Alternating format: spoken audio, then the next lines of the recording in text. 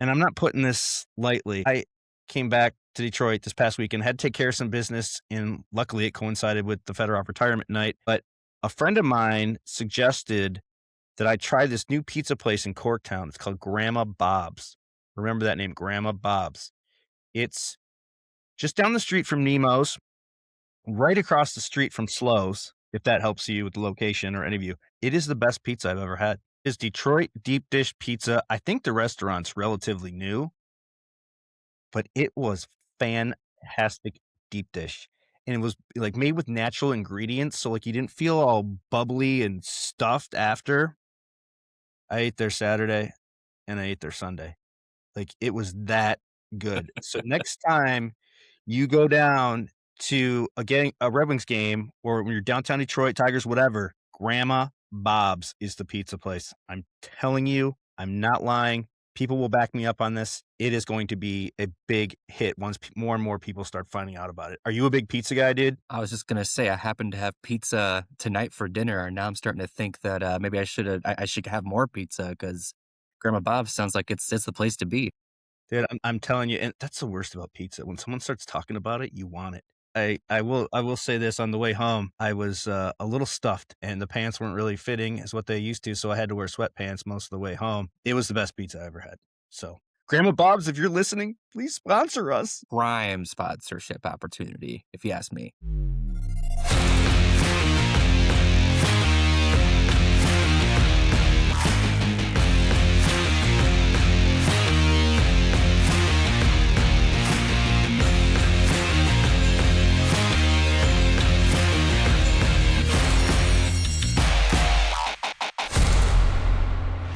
Welcome to the Flying Octopus podcast, offering a new perspective on Red Wings hockey, as well as all the important news from around the NHL. And now, here are your hosts, Tony Wolak, Devin Little, and Evan Sabourin. Hey, it's Carter Bear, and you're listening to the Flying Octopus podcast. Welcome to episode 68 of the Flying Octopus podcast. I'm your host, Evan Sabourin, joined by my cohort, Devin Little, 68. It's no Red Wings ever worn that number. And as you said, Devin, it's one of the few teams Jaromir Jagr didn't play for. So, on today's episode, we'll recap Sergei Fedorov's retirement ceremony that took place on Monday, as well as the 4-3 overtime win over the Hurricanes. We'll also look at the Wings' 3-0 loss on Tuesday in Boston that was part of the 10th back-to-back Detroit has already played up to this point in the season. The Wings have also been linked to Devils defenseman Dougie Hamilton, who soon may be on his way out in New Jersey, and we'll give our takes on a possible trade scenario with New Jersey. And Devin will hit us with news and notes, including the destination of the 2026 NHL Draft. Before we get started, I'd like to remind everyone where you can find us. Give us a follow on Twitter at Flying Octopod, and check us out on YouTube at The Flying Octopod. And you can also listen to us on iTunes, Spotify, or wherever you get your podcasts. So let's dive in, man. The Fedorov retirement ceremony, just the build up to this game was, it was just amazing to be a part of it and be there in Detroit and seeing the scene there. You know, you had the city really embraced this jersey retirement ceremony. It was amazing. The buildings lit up with 91 throughout the weekend. Comerica Park scoreboard had a big 91 over it the whole time. I got some great pictures of that. I think the Red Wings, the marketing team, their social media team, how they did this was absolutely thumbs up. They handled it just absolute pros. And I really liked they put the Sergei Fedorov did that note thing he did on social media where he basically wrote a letter to the fans and admitted that, you know, he never should have left. And that was a hard watch, but it was pretty good.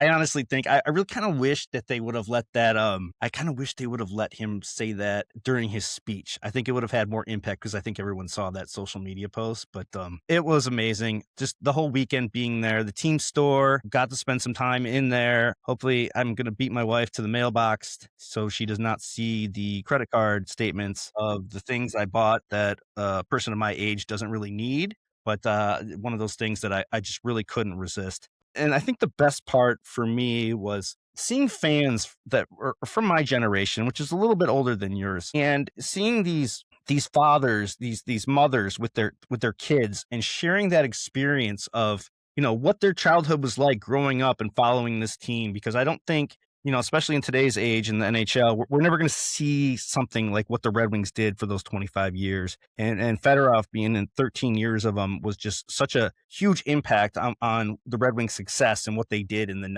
90s. And I think, Devin, you're always better with words than I am. So you kind of summed up the night perfectly. And you said Sergei Fedorov, Karen Newman, Red Wings top of their division. I'm 9 years old again. Holy cow. I really like how you've kind of set this up. You have generations of people for this event that are obviously reminiscing about the good old days and also just celebrating this player and this organization. I think from my part, even just interacting with people on social media about it, it's the kind of night that reminds hardcore fans why they're hardcore fans, and also kind of reminds casual fans why they love, or like why it reminded them that they love this team, basically. Maybe some fair weather fans that haven't been as connected to the Red Wings as they were 10, 20 years ago, because, obviously they've been doing a lot of losing lately. This night to celebrate Sergei Fedorov and, just the era that he came from, it seemed like it reminded a lot of people of the team that they grew to love from the 90s to the early 2000s and even late 2000s. But yeah, like I said in my tweet, I felt like a kid again. Like I thought the Karen Newman appearance, she obviously did the national anthem. I thought that was definitely a welcome surprise. I don't know how long it's been since we saw her sing the anthem at LCA. A little jealous that you guys got to see her in person. I know I haven't seen her since, they were still at the Joes. Just everything about it, and even to kind of put the cherry on top, the Red Wings were playing the Hurricanes for first in the Eastern Conference for that night too. It wasn't just about Sergei Fedorov. That was a meaningful game too. And I know at the end of the night, I texted my mom that I was obviously glad that she got to enjoy that night, but also that she got to head home with a win, because man, I know I was getting nervous for the team, for Fedorov, and for everyone in that building when the third period happened. And it just, that 3-goal lead just slowly whittled down. And then all of a sudden they're in overtime, and man, they could have really spoiled a really good night, but I'm glad they didn't. Evan, I need to know, you were obviously the one there. Did you have a good time? Because from my perspective, just watching on TV, it looked like really a magical night at LCA. Yeah, I mean, it was. There were so many special things, and we keep going back to, talking about our childhood and the memories. So I'm going to break down at what parts of the speech ceremony that the waterworks started coming. So it started early, like it came in bunches. First, Vladdy came out, and just to see the reception of Vladdy, it gave you goosebumps. It still gives me goosebumps to even think about it, that how much this city supports him and how much they love him, and just what he meant to this organization. They brought him out there. I thought that was amazing. The energy and the vibe was so great. They had the grind line out there too with D-Mac and Maltby and obviously Draper. One thing I did notice that I thought was kind of funny was that Chris Ilitch didn't speak. And I was kind of wondering if the Red Wings were going to put him up there, because all I could picture was Chris Ilitch getting booed because of, obviously what's going on with the Tigers and this Tarek Skubal situation. And I know a lot of fans aren't happy about, the direction of what the Tigers are going, although they're a good team. It just doesn't seem like they're willing to spend. And so I thought that was kind of interesting that Chris Ilitch didn't get to talk. Yeah, the Corvette entrance, like I didn't even think about something like that. That was prime. And the social media today, they had the GoPro in the rearview mirror, so you could see a close up of him. And Sergei could not have been more excited. Like when you think about his career and you think about his dealings with the media, he was never a big talker. He didn't show a lot of emotion. But man, during his speech, it was, you couldn't wipe that smile off his face, and how happy he was just to be there and seeing him embrace Vladdy. I think that was the second time I started crying, and it was just fun. And yeah, you said Karen Newman, like, jeez, I didn't even think of that. The Red Wings announced that they were going to have some special guests and do some special things during this, but yeah, Karen Newman, and you could tell how much that meant to her too. I mean, it was all the feels there the whole time. And looking around, like I said, with families, with young kids, and them trying to share their experiences with their younger children and what Fedorov meant to them growing up, it was really heartwarming. It was really, really heartwarming and awesome. I'll be honest, dude, like there was so much buildup to this game and to this retirement ceremony. I even forgot they're going to play a game after this. I really did. I wasn't even thinking about, oh yeah, now we're going to sit here for another 2.5 hours for the game, because that's how special it was. And it was very special for me because as I've said many times on this podcast, Fedorov will always be my favorite athlete of all time. He was the guy that made me fall in love with this game. And that's something special when you're a young kid. You know, I went through middle school, through high school and college with his career. So it was a big part of my growing up. And I think that's why the waterworks flowed. And once the rafter went up, then it was just a free fall balling festival for me. Luckily, I was with a good friend who understood like what it meant to me and all that. But it was an amazing time. Now, as far as the game, couldn't have started out any better with JVR popping one there early. Somebody said like who scored at like the 91-second mark. Was that the JVR goal? I'm not even sure. But Sure. I saw that somewhere on social media. Yeah, but the Red Wings really, the third period did get really dicey. Totally outplayed in the third. They were outshot 34-18, dominated in the faceoff circle, blown a 3-goal lead. Yeah, when Andrew Kopp buried it, that place just erupted. And I mean, what did you think about the cross check there? I mean, did the ref did he take into consideration the weight of the moment when he didn't call a penalty on that? Because Kopp kind of, I mean, Ghost Bear may have freaking oversold it a little. But what did you think? Was that a cross check or no? By definition, it was probably a cross check. I can understand why Hurricanes fans would be sour about that. If the roles were flipped and it was a Red Wing that got hit like that, and then the game-winning goal is scored seconds, if not one singular second after it.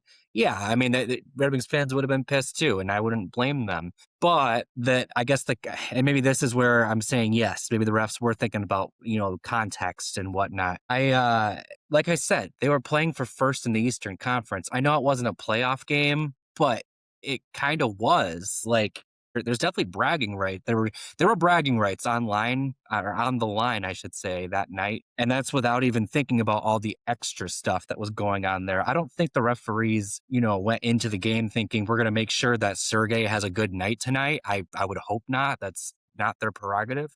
But I also think that if that game ends because they call a cross check there and then the Hurricanes score a power play goal like moments later, it would have felt like a cheap end to a really good game. And I give the Hurricanes credit. They definitely fought back and made the game interesting. It looked for a second like the Red Wings might have won 9-1, and they obviously did not do that. So like I said, credit to them for making it a game. Credit to the referees, because, and that's the other part of it too. It's not like they were, hiding their whistles all game. Carolina got 5 power plays. The Red Wings got 4. So there were, special team opportunities on both sides. This is the cop play is one where I'm willing to let it go. And also, for what it's worth, it seemed like a pretty, even though by definition I think it was a cross check, it was kind of more of a cross bump. I don't think it was a full blown check, so to speak. So yeah, I don't think there was enough there for them to they have to call that. When you're in overtime, I think it's you can only call the things that you can't not call, and that was one that I think you can let go. And then just real quick, kind of circling back real quick, one more thing I want to talk about, because I thought it was we talk about the generations of hockey fans and whatnot and how it kind of brought them all together. What about the generations of hockey players, right? We saw Patrick Kane, that little clip that the Red Wings social media team posted where they're doing the walkouts with the kids, and then Sergei's there as well. And Patrick Kane had that really cool moment where he shook Sergei's hand, and I'm sure they exchanged words for a little bit there. And there was the picture of Patrick Kane when he was a kid wearing the 91 jersey. That was a big moment for Kane. And Kane's, upper 30s. He's obviously one of the older guys on the Red Wings roster. So he grew up watching Sergei play. And then you had Todd McClellan, I think it was after the game, sharing with the media that there was a younger defenseman who asked, who's the guy in the wheelchair? And that, like McClellan said, he's really glad that player asked that question, because it allowed that player to learn more history and kind of learn more about the organization that they represent. It just, like I said, you've got not just generations of fans, but generations of players, where you have Kane knowing who Sergei Fedorov is and, being excited to be a part of that night. And then you have the youngest players who don't know who Vladimir Konstantinov is. For all sorts of reasons, the Red Wings won in a really good game. They got to be first in the Eastern Conference or at least tied for the Eastern Conference. 91's in the rafters now. And then just everyone got to appreciate the history in what is the Red Wings centennial season, appreciate the success that the Fedorov era was, and also just deepen, the team's understanding of what this organization is and where it's been. All around, I got to give the organization props. Like you said, maybe they should have prepared for people to want to buy things more. But regardless, I thought just all around, I don't think it could have went any better. Yeah. No, it was amazing, and we didn't bring up the skates that they wore for the Right? warm Yeah. up. So shout out to Paul Boyer who put those together. That was awesome. Yeah, I mean there was stuff all around the city too. We went to Harry's after, grab a drink and a bite, and they had a Fedorov ice luge outside, frozen, which was awesome. I'll take a picture of it. I'll put it up on here. But yeah, I mean overall, just an amazing experience. And I couldn't help but think, like, God, can you imagine what happened to those refs if they had called the penalty on that cop thing and Carolina comes and scores on the power play? I was thinking about Jim Joyce from who made the call at first base on Andres Galarraga's perfect game. Like, maybe he got called those refs and say, hey, man, if it comes down to it, just don't blow it, because that would have been the biggest kick in the nuts that I could have imagined that night. But all in all, just an amazing experience. So happy for Sergei Fedorov. Long overdue. A lot of people in the building were, all right, who's next? Who's next? So that's going to be interesting to see coming down the line. A lot of talk for Zetterberg and Datsuk, but I think we got some time to prepare for that one. So coming off that emotional night, and man, the Red Wings are just getting it. That was their 10th back-to-back of the season for the Wings. So not even after that emotional night, they have to fly out to Boston. And I didn't feel good going into that game. And the Red Wings were kind of dominated once again, outshot 41-24, dominated again in the faceoff circle. Team looked just lifeless out there. And Cam Talbot got the start in this one. Wasn't bad, but just the team couldn't muster any offense throughout the night. These back-to-backs, and there's been too many for them. And especially coming off that night, I just didn't feel it was right. And again, didn't have my hopes up for a big game out of the Red Wings, especially from the offense. What did you think after that Boston 3-0 win? Yeah, I had a lot of people tell me it was a scheduled loss, and that's kind of what it was. Pretty much as soon as the news came out that the game against the Hurricanes was going to be Sergei Fedorov night, you probably could have looked at the following night and been like, oh yeah, that's going to be a tough one to pull out.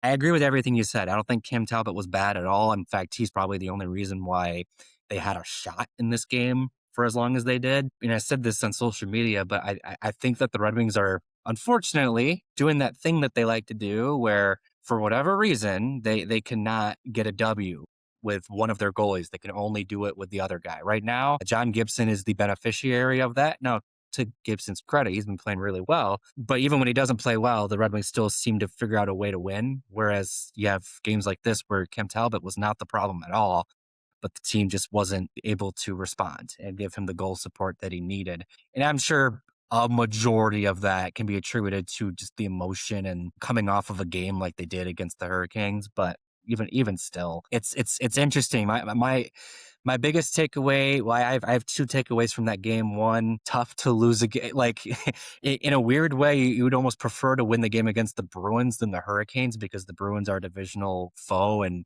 we all know how tight the Atlantic is right now. So it's a little tough to see the Bruins effectively get a 4-point swing in their favor as they kind of try to chase the Red Wings. The Hurricanes aren't as direct of competition for the Red Wings in that sense. Obviously, given the circumstances, you'd obviously prefer their win against the Hurricanes. So tough team to lose against regardless of circumstances. And then also, we've talked about it before. We talked about it with Tyler. I think we might have even talked about it with Nick from Hockeytown West. At some point, they're going to need to give Kosa a call up for one reason or another.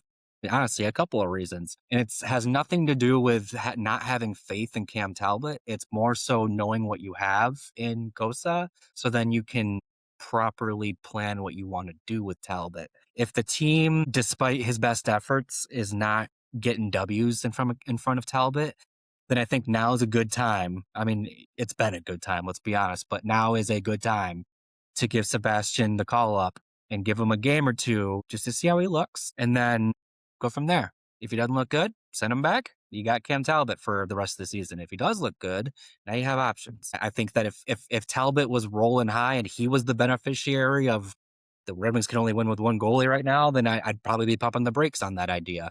But while they're having struggles in front of Talbot, why not give their young stud goalie prospect the chance that everybody that follows this team is looking for? Yeah, and Kosa's definitely earned that spot in 20 games. A 1.85 goals against average, 931 save percentage. He is 17-1 with 4 shutouts for the Griffins. Like, I don't know how much more he can do, but it'd definitely be nice. I think at some point he's going to get a call up this season and get a couple games. I think that probably will come after the Olympic break. Yeah, I agree. But he's definitely earned it. And again, yeah, like you said, Talbot hasn't been bad. It's just I don't know what it is.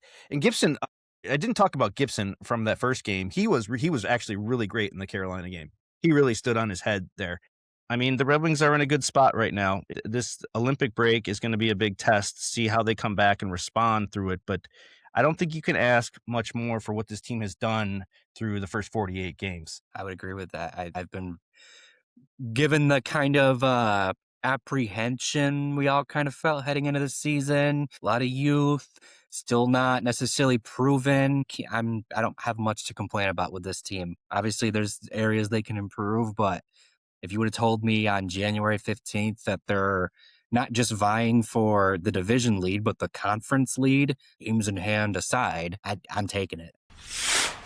All right, Tony, we're going to shift gears here now that we're going to mention your article that you put out today. And Tony put out an article at the Hockey Writers, and you can check it out on our Twitter page or go to hockeywriters.com, talking about Dougie Hamilton, 32-year-old, 14-year veteran right-handed defenseman, plays for the Devils.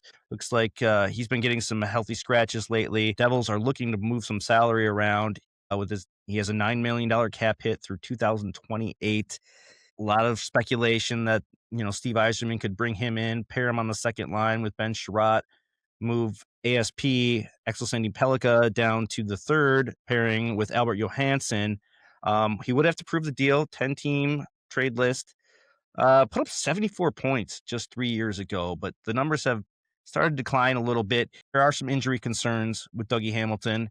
I want to take just an excerpt really quick here from Tony's article that he wrote today talking about Dougie Hamilton. His 4.46 shooting percentage is below his career average, and he's only been on the ice for 1.8 goals for 5-on-5. That said, New Jersey's shot attempts, high danger chances, and expected goals for are very respectable when Hamilton is on the ice, suggesting that his decline is more related to puck luck than player impact. So, Devin, yay or nay on Dougie Hamilton coming to the Red Wings? And if you had to guess, what do you think the price would be? Because I don't think it's going to be something outrageous. I think this would more be like a salary dump. You can think about the Jacob Trouba situation with the Rangers. What are your thoughts on this one? I'm in favor of it.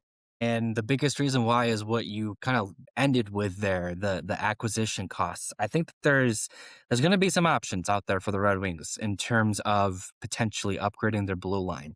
There's a lot of smoke around Rasmus Andersson right now over in Calgary. Reported asking price there is a first-round pick and an NHL-ready prospect. Whereas with Dougie Hamilton, like you just said, it feels like it's almost more of a cap dump. Now, I don't think the Red Wings are going to be able to get Hamilton for free or anything like that, but I don't think they'll need to trade a first and Nate Danielson, for example, to get him. And that alone has me interested because Hamilton has been a very effective defenseman throughout his career. And while, yes, there are definitely injury concerns, he hasn't played a full 82-game season since the 2022 season, and that was also happens to be the season where he had 74 points. So in the not-so-distant past, he has a 70-point season, and plenty of seasons prior to that where he's been productive, great possession numbers, plays a lot of minutes.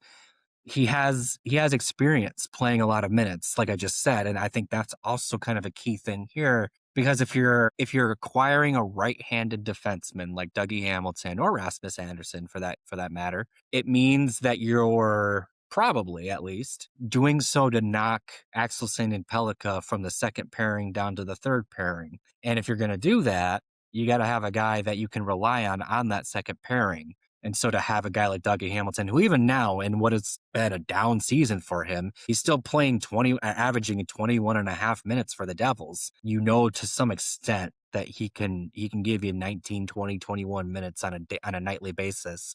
And you can generally, expect him to produce legitimate results or quality results, I should say. It all comes down to costs. He's signed until 2028, I believe it is. He's making $9 million. That's also kind of a big thing here. Now, luckily, the Red Wings have a lot of cap space. So even if they brought on the whole contract, they would still have some wiggle room left. I don't know that I necessarily would advocate for them taking the entire contract. I would maybe push for a little bit of retention on New Jersey's end. But there's enough checks or enough boxes being checked off with this player that I definitely think it's worth investigating and seeing what the fit is. My biggest thing with this topic, and I'm curious what you think on this, Evan, I talked about Hamilton, I talked about Anderson. They're both right-handed defensemen. If you would have asked me 2-3 weeks ago what I think the Red Wings should be targeting, I would have told you a left-handed defenseman. And it's because I like Edvinsson and Seider together, but I also like Edvinsson and Sandin Pellikka together. And I think that one of the reasons why they can't do that anymore is because Edvinsson is clearly the most capable for Seider on that top pairing. So if you could bring in another left-handed defenseman that's an improvement over Sherratt on that middle pairing, then maybe you get better there. Then you have Ben Sherratt and Albert Johansson on the bottom pairing, and both of those guys have experience playing on their offhand, so it doesn't necessarily matter that now you have two left-handed guys on that bottom pairing. But I can also understand the logic of bringing in another right-handed defenseman because then you're effectively improving on Jacob Bernard-Docker and Travis Hamonic. Yeah, I've thought about that too, and I know I've advocated for Pavel Mintyukov in Anaheim, which is one of my favorites. But I think the cost for Dougie Hamilton is worth it more to me. Would I prefer a Mintyukov or Erasmus Anderson over Dougie Hamilton? Absolutely. But it's going to come down to cost. I'm okay with parting with future first round picks. I don't think Hamilton will cost one. I think at best he can maybe get a second and a mid-tier prospect, or maybe even a third mid-tier prospect, because I think he's worn out his welcome in New Jersey. The healthy scratches are a big indication that things aren't going right there, especially for a seasoned veteran like himself. They can afford him on two more years. You're right, he is a free agent in 2028. It's not going to cost an arm and a leg, and you put ASP down with Albert Johansson, shelter his role a little more. Dougie's a little bigger. I like it just because of the acquisition cost. I think Rasmus Anderson's going to cost more, and I think he's going to cost a lot more to sign. Whereas Dougie Hamilton can kind of be that placeholder for now while ASP continues to grow. You still have Anton Johansson waiting in the wings. We're not sure when he comes over, but it's probably going to be next year, and that buys him some time. So again, you're still looking at like a couple placeholders like we've had the last couple of years. So I think a Dougie Hamilton, maybe Ben Sherratt's second pairing could really help impact this team. It's something that I could be a fan of. And, the Red Wings have been pretty lucky dodging the injury bullet too. So, and you also have the veteran presence at Dougie Hamilton. He's been around this league for, 14 years now. And what he can bring to that locker room might be beneficial for the young Red Wings defensemen. I think that you're right. The Hamilton skill set is something that, yes, they're younger guys can potentially learn from. I mean, even Sandin Pellikka himself could probably learn some things from Hamilton in terms of puck movement and how to create plays from the blue line. Hamilton, like I mentioned just a few seasons ago, had a 70-point season. That is rare for defensemen. And then even prior to that, he's had a nice long career for himself as a puck moving defenseman. Now, the downside to that is that Hamilton is definitely the type of defenseman that tries to make plays, and sometimes they end up on the wrong sticks. One thing that kind of stood out to me this season, at least, is that he has 65 giveaways and only 7 takeaways. That is a really bad ratio. Now, I'm willing to forgive a chunk of that, because if you have guys that are trying to make plays, just law of averages says, some of them are not going to go the way you want them to. I'd rather have a guy that wants to make plays than a guy that's ultra conservative. But there's definitely a there's a happy medium between too aggressive and not aggressive enough. And I'm a little worried that maybe Hamilton's a little too reckless with the puck, at least this season, but maybe that's kind of leading into the whole thing where he needs to change his scenery, maybe a little shock to the system to kind of reel it back in and remember whose team he's on, because like I said, not great ratios. But and the other thing that I can foresee Red Wings fans being pretty not huge fans of would be that Hamilton's 6'6" and he's about 230 pounds. He's a big dude and he does not play like it. He's not overly physical. He's kind of got that Michael Rasmussen thing going where, yeah, he's huge, but he doesn't use it to his advantage, or at least not enough.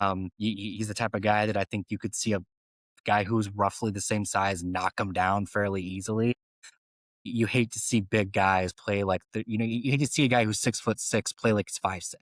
And I think that sometimes Hamilton plays that style of game. Now, I don't think that they're necessarily bringing, if they're going to go out and get Dougie Hamilton, it is not because they want him to start hitting people and be a physical guy in that blue line. They're getting him to be Dougie Hamilton. And so if what they're looking for ultimately is not a puck moving, offensive-minded guy, then Dougie Hamilton's not that guy, and they do need to look elsewhere. But for what he does bring to the table, what he can do for this team, and for acquisition costs, like we've already discussed, it's worth investigating at the very least. But I guess I would just caution that his build, the type of defenseman he looks like he is, he's not even close. Yeah. You mentioned the size, which is something that we always talk about. If this team does make the playoffs and try to do something, we always talk back about how the Florida Panthers, with their big bruising defense that's very effective come playoff time, you worry if the Red Wings do get into the playoffs this year, you're after Simon Evanson and Sider, ASP is going to have to probably get sheltered minutes. And this is a guy, I think Dougie Hamilton can come in and, like, as we said, push ASP down to the third pairing and really, ASP, even watching him in the two games this week, and it's obviously, this, Devin, it's different when you watch someone in person as compared to the TV. I think in another organization, he would still be down in the AHL. The problem is who's better now down there that could take ASP's spot? And there really isn't. You don't want Bernard Docker or Albert Johansson the way he's kind of had a sophomore slump going into that second pairing role. But ASP probably needs more time in the AHL. It's just not convenient for the Red Wings at this time with what they're playing. He's still, you can see the talent, and I've gushed about that millions of times, especially that game a few weeks back where he walked the line. There's just times where he's indecisive with the puck, and he's still learning what he can get away with at this level, as opposed to what he could get away with when he was playing in Grand Rapids or in the SHL. All right, with that, we're going to get ready to wrap here. And Devin, you're going to hit us with news and notes, some fun stuff this week. What do you got to start us off with? Well, I know that we still have a little under half the season to go, but let's look ahead to the draft real quick. The Buffalo Sabres have been awarded the honor of hosting the 2026 NHL draft. So that means all the scouts, the prospects, anybody who's going to be physically at the draft will be heading to Buffalo this year. I don't have a whole lot to say in terms of whether or not I think Buffalo is like a great venue or a great city to host the draft. It obviously bounces around from year to year. The big thing I actually kind of want to, or the direction I want to go with this, Evan, I have a question for you. I actually, not a question, I have a proposal for you. And I kind of want to know what you think of my proposal. Now, let's just pretend like there aren't league-wide politics at play that kind of go into how these decisions are made. And let's pretend like there aren't almost like handshake agreements when new franchises get new building, or when franchises get new buildings and whatnot, and they kind of get like a wink that they're going to get, a draft or something like that at some point. Let's pretend none of that stuff happens. What if the draft, that the city that hosts the draft was determined by the previous year's first round draft pick holder? So by that, I mean, because the New York Islanders picked first overall last year, the draft would be hosted by the New York Islanders this season. And then whoever got the first pick this year would host next year's draft and vice versa. So like my thought there is like, obviously it feels less random. Like it's kind of like nobody knew there was going to be Buffalo. There was no indication it was going to be Buffalo. They just kind of, hey, it's Buffalo. All right, cool. If there was like a system like that, you'd always kind of know. All right, cool. I guess we're going to Chicago next year. I guess we're going to New York, to Long Island, right? And then also, since they've made it harder for tanking teams to get the first overall pick, this is a way for to kind of reward teams that get the first overall pick. Obviously, not immediately, but in the future. Like, not only do you get this first overall pick, but you now also get to host the draft next year. What do you think, Evan? I like that. I really do like that. That's interesting.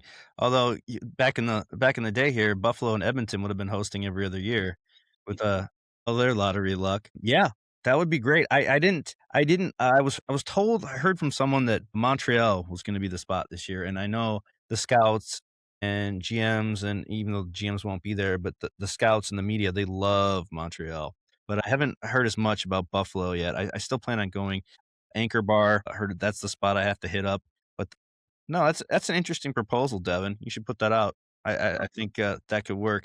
I think people though, like, they prefer, from talking to Shane and those guys, they really prefer like the hardcore either Canadian cities or the warm weather cities. Like if they're coming out in June, like they wanna go to like a nice place. Like they really liked Vegas. LA was terrible, absolutely horrendous. I think I went into great detail of how I thought the NHL failed there. So I think they do have a lot of work ahead of them for this draft in Buffalo. If they don't end their playoff drought, at the very least, they get to host the draft, right?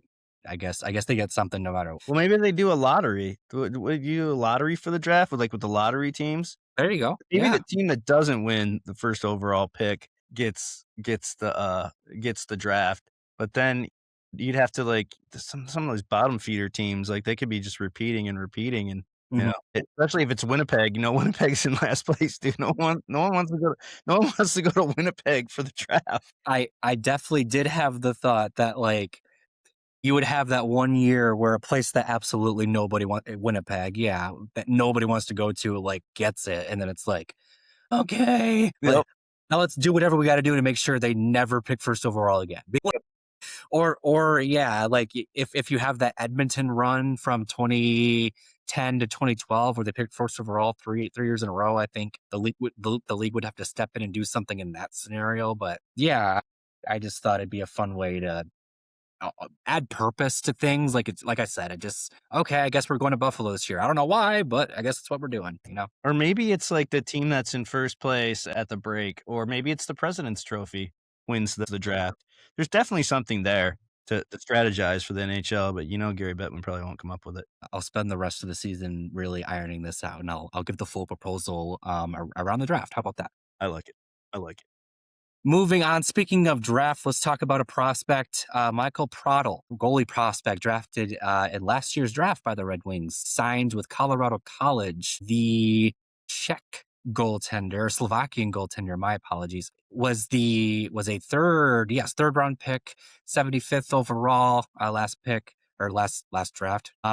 This season with the Tri-City Storm of the United States Hockey League, he is 10-9-4, has a 2.5 goals against average and a .918 save percentage, 3 shutouts as well. He is one of a handful of goalie prospects within the Red Wings system right now that are not only doing well, but they all kind of look like they have some level of NHL potential. Obviously, Kosa's in that basket.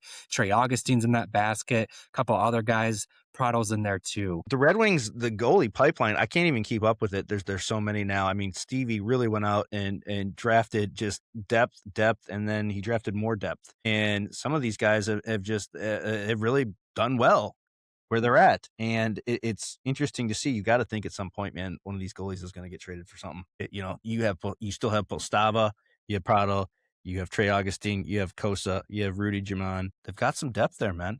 And it's nice to see for an organization that never really drafted a ton of goaltenders before Stevie came on board, and never really had a lot of goalie prospects. I mean, think about it. When's like the last like top kind of tier goalie the Red Wings had that was homegrown? I mean, you'd have to go back to like Jimmy Howard. I mean, can you say he was elite? Chris Osgood. At one point in time, I think we maybe thought Peter Mrazek was, but obviously he didn't pan out. But Don't make me put up that photo of me at my wedding that I did. That's so embarrassing that I try to forget. But I'm excited about the goalie pipeline right now, and it's going to be interesting. I can't wait to see Trey Augustine in Grand Rapids. Like, I'll have to come home to see that. Me too. And he's crushing it too. So I think the future in goaltending for the Detroit Red Wings is solid, just to say the least. And with the depth, again, I wouldn't be surprised to see one of these guys moved if it involved a bigger name. I would agree. I think that if the Red Wings go big game hunting at the deadline this season, I think you'll see one of their goalie prospects attached in that deal. I think that's probably their biggest area of surplus they can kind of deal from. We talked about Dougie Hamilton, a big defenseman, but let's talk about probably the biggest defenseman to play. Zdeno Chara is getting his number retired by the Boston Bruins tonight, number 33. Yeah, obviously, Zdeno Chara is one of those athletes that I think maybe even transcends the game of hockey. He's such a big dude. Obviously, we aren't in the Boston market here, so we don't know all the intricacies of what he's like with fans, what he's like in the community and whatnot. But you see him participate in the Boston Marathon. You see him do other philanthropic things. Even after he's retired, it still seems like he's heavily involved in the just the Boston area, really. He's kind of still got his thing. So it seems like he's a good one, right? He's just a good guy getting the honor that he deserves. Obviously became kind of synonymous with Bruins hockey for a little bit, was their captain. I think one of the biggest, or one of the most vivid Zdeno Chara memories I have is Brendan Smith squaring up to fight him in 2014 or 2015, something like that. I want to say it was a playoff game, and everyone was just like, Brendan Smith is a brave man. But yeah, no, Zdeno Chara, one of the most recognizable players to ever play the game. Well-deserved honor. Do you have anything you want to add on Chara's big night? No, I mean, Chara was a legend in this game. His size and speed. I remember seeing him skate. It was probably like 10, 15 years ago, and it's different when you're down closer to the ice to see a man of his size skate like that. I mean, he was kind of like the first of that kind of that tall monsters guy, but he could play, man. He was tough as nails. He was a guy you didn't want to mess with. Yeah, and like you said, the philanthropic. You caught me off all guard here because you brought up Brendan Smith, and then I went down that wormhole and Brendan Smith's still in the league. Yeah. How's that possible? How is that possible? But yeah, you got me completely sidetracked. Yes, Chara, complete Boston legend. A big part of the Bruins' success, especially when they won that Stanley Cup in Vancouver. All the best to him, man. He was probably just as important to that organization as Sergei Fedorov was to the Detroit Red Wings. So happy to see his number retired. Always love watching him play. So kudos to you, Mr. Chara. All right. Well, with that, we're out of time and we're going to wrap here. Red Wings will host the Sharks on Friday. Sunday, host their nemesis, the Sens. Wednesday, in Toronto to face off against Austin Matthews and the Maple Leafs. And then Thursday, they are in Minnesota to play Quinn Hughes and the Wild. This is a tough stretch right there. Those are all solid teams. And the Sharks, man, that Macklin Celebrini kid is something special. He really is something special. That's the kind of guy you wish the Red Wings could have gotten and lucked out in the lottery for, because that kid is what he's doing at his age is almost unheard of. We'll be back next Friday with episode 69. Don't say it. And like I said at the beginning of this podcast, if you're going downtown to the LCA, you need to go to Corktown. You need to go to Grandma Bob's Pizza, and then leave us a comment or a review, and you will thank me. I promise you will thank me. Grandma Bob's Pizza. So with that, Devin, good to see you, buddy. We'll be back next week. Thanks for listening. Thanks for listening to the Flying Octopus podcast. Follow us on YouTube at the Flying Octopus channel and Twitter at Flying Octopod.